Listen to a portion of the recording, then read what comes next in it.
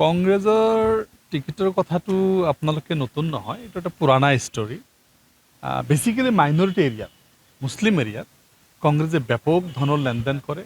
এইটো যোৱা বিধানসভা নিৰ্বাচন, ইয়াৰ আগৰ বিধানসভা নিৰ্বাচনবিলাক চাওক, পঞ্চায়ত নিৰ্বাচনবিলাক চাওক। কালি মই এটা দেখিলোঁ যে কংগ্ৰেছৰ পৰা মাইনৰিটি এৰিয়াত কংগ্ৰেছৰ পৰা টকা নোহোৱাকৈ টিকেট আৰু ট্ৰেন্সজেণ্ডাৰ বা হিজৰা মানুহৰ পৰা সন্তান বিচৰাটো একেই কথা, এনেকৈ কোনোবা এজন লিখিছে। মই বহুত হাঁহিলোঁ অকলক। আৰু ইয়াত যিখন মুক্ত বজাৰ হ'ল, মই 50 লাখ লৈ 32 লাখ লৈ বিভিন্ন আমি নাজানো সিহঁতৰ ভিতৰত কি হৈছে। কিছুমানে ৰাতিয়ে তাতে ছুইচাইড কৰিম বুলি টকা উদ্ধাৰ কৰি লৈছে, কিছুমানে মাৰ্ডাৰ কৰিম বুলি ৰাতি টকা উদ্ধাৰ কৰি লৈছে। এনেকুৱা বিভিন্ন কথা আমি শুনি আছোঁ। অত্যন্ত লজ্জিত, লাজৰ বিষয়। আজি ইয়াত আৰু বেলেগ বেলেগ পাৰ্টি আছে, আৰু কমচে কম 7-8টা পাৰ্টি আমাৰ ইয়াত টিকেট লৈছে। AFDF আছে, AGP আছে, BJP আছে, আৰু কোনোবা আছে। কাৰো ক'তো কোনো ধৰণৰ লেনদেনৰ কথা শুনা নাই। কিন্তু আমি দেখিছোঁ যে কংগ্ৰেছত অপেন এখন মুক্ত বজাৰ,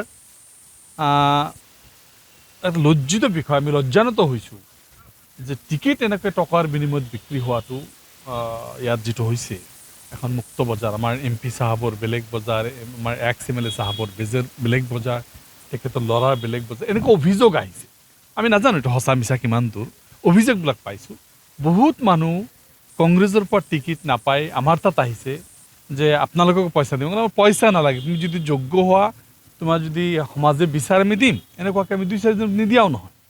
কিন্তু কথাটো হ'ল তেখেতসকলৰ মুক্ত বজাৰটো অ'পেন হৈ গৈছে, আৰু এই বজাৰটোত এজন গ্ৰাহক, এজন ক্ৰেতা নহয়, বা এজন মহাজন নহয়, মহাজন কেইবাজনো। ইয়াত কেইবাজনো মহাজনে এই বজাৰটো খুলি ৰাখিছে।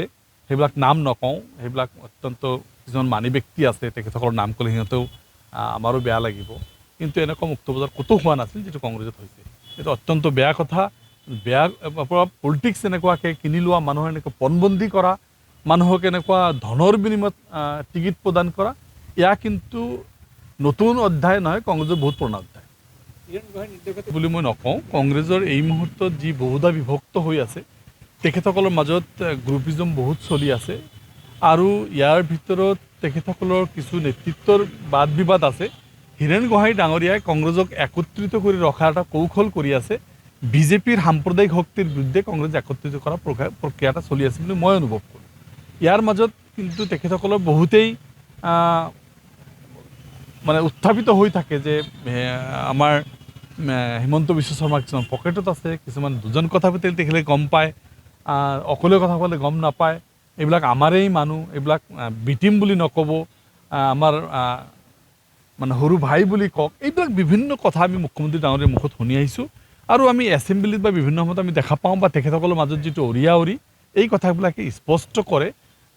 আমাৰ ৰাহুল গান্ধী ডাঙৰীয়াৰ কথা 2 নাৱত ভৰি দিলে সেইবিলাক আঁতৰি আহিব লাগে, যিবিলাকে ডাবল ষ্টেণ্ডাৰ্ড মেইনটেইন কৰি আহিছে সেইবিলাকক বাদ দিব লাগে। এইবিলাক কথাবিলাকত স্পষ্ট হয়। আৰু বিগত ৰাজ্যসভা আৰু আমাৰ যিটো ৰাষ্ট্ৰপতি নিৰ্বাচনত এই কথাবিলাক স্পষ্ট হৈছে। তেখেতসকলক কোন কোন গৈছিল, কোনৰ বিৰুদ্ধে হোৱাইট পেপাৰ কৰিব লগা হৈছিল, এই কথাবিলাক তেখেতসকলৰ মাজত আছে। ইয়াত বিভিন্নভাৱে তেখেতসকলৰ বহুধা বিভক্ত হৈ আছে, আৰু বহুতেই BJPৰ পকেটত সোমাই থকা বুলি অভিযোগবিলাক আহিছে। এই কথাবিলাক সময়ে নিৰ্ধাৰণ কৰিব, মই এতিয়া সঠিককৈ ক'ব নোৱাৰিম। অভিযোগবিলাক আপোনালোকৰ পেপাৰ, পত্ৰিকা, মিডিয়া য'ত পাই থাকোঁ, এইবিলাক আমি জানো।